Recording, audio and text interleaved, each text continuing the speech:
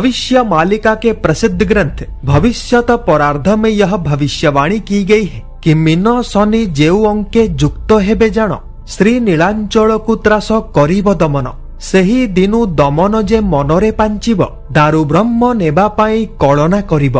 अर्थ जब मीन राशि में शनि प्रवेश होगा तब पूरी धाम पर दमनकारी का कुदृष्टि गिरेगा। उसी दिन से वो यह निर्णय लेगा, महाप्रभु जगन्नाथ जी को चुराने का कल्पना करेगा। चाइना यानी उस भविष्यवाणी में निस्संदेह चाइना को ही दमनकारी कहा गया है, जो भारत पर कब्जा करके जगन्नाथ जी को ले जाना चाहता है। परंतु क्या भारत का नेतृत्व आज इतना कमजोर पड़ चुका है कि उसे चाइना जैसे धोखेबाज के साथ मित्रता करना पड़ रहा है, या फिर सच्चाई कुछ और ही है? ब्रिटिशर्स के विरुद्ध भारत का पहला स्वतंत्रता संग्राम यानी the first war of independence Odisha के पाइको योद्धाओं ने लड़ा था, जिनका टुकड़ी गजपति सेना का एक हिस्सा था। इस टुकड़ी ने मुगलों को यहाँ तक कि ब्रिटिशर्स को भी युद्ध में बुरी तरह परास्त किया था। हार के पश्चात जब अंग्रेजी हुकूमत समीक्षा करने बैठा तब उनके सभी कमांडर्स ने एक ही बात कहा कि पाइको जय जगन्नाथ का नारा लगाते हुए आते हैं और कुछ समझ जाने से पहले ही सब कुछ तबाह करके चले जाते हैं। इसी कारण सबसे पहले जगन्नाथ जी के विषय में पता लगाना पड़ेगा। योजना के तहत 2 ब्रिटिश आर्मी के सैनिकों को यात्रियों के भेष में पुरी भेजा गया, जिन्होंने घूम घूम कर पूरी धाम का नक्शा बनाया। उनका अगला योजना था मंदिर के अंदर प्रवेश होकर जगन्नाथ जी के विषय में पता लगाना। परंतु मिशन आरंभ होने से पहले ही एक बुखार के कारण चल बसा, वहीं दूसरा पागल हो गया। समय क्रम जब ब्रिटिशर्स ने उड़ीसा पर शासन आरंभ किया तब उन्होंने जगन्नाथ धाम को नष्ट करने के बजाय उसका सम्मान करने लगे और हर साल रथ यात्रा का आयोजन खुद ही करने लगे। लेफ्टिनेंट स्टर्लिंग अपने डायरी में लिखते हैं कि यदि इस संसार में कोई सबसे अद्भुत एवं रहस्यमयी है तो वो जगन्नाथ है, क्योंकि पुरी में बैठा वो विग्रह कोई साधारण विग्रह नहीं है, बल्कि उसके अंदर प्राण है।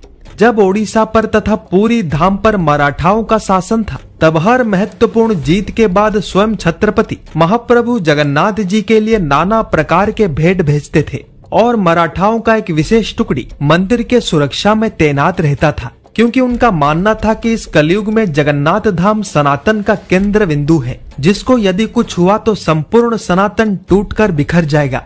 ये सब मैं इसीलिए कह रहा हूँ ताकि आप ये समझ सके कि भविष्य मालिका के उस भविष्यवाणी में ऐसा क्यों लिखा गया है कि मीन शनि के काल में एक दमनकारी देश यानी चाइना भारत पर कब्जा करने का योजना बनाएगा और जगन्नाथ जी को ले जाने का कल्पना करेगा। परंतु प्रश्न तो ये उठता है कि आज भारत इस धोखेबाज चाइना के साथ मित्रता क्यों कर रहा है?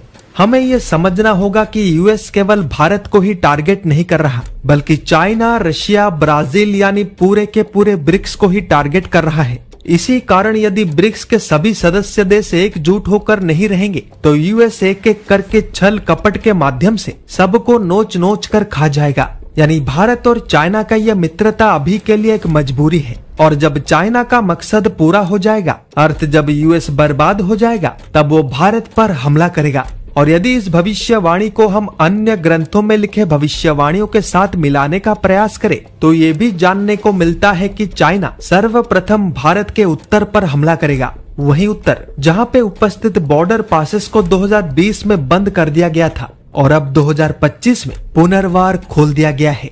वैसे इस पर आपका क्या विचार है, अवश्य कमेंट करें। वीडियो को ज्यादा से ज्यादा लाइक एवं शेयर करें। परिवार का सदस्य बनने के लिए सब्सक्राइब पर और भविष्य मालिका का पुस्तक प्राप्त करने के लिए नीचे दिए हुए लिंक्स पर क्लिक करें। मिलते हैं एक नए अध्याय में कुछ नए तथ्यों के साथ। तब तक के लिए जय जगन्नाथ, जय पंचसखा, जय हिंद।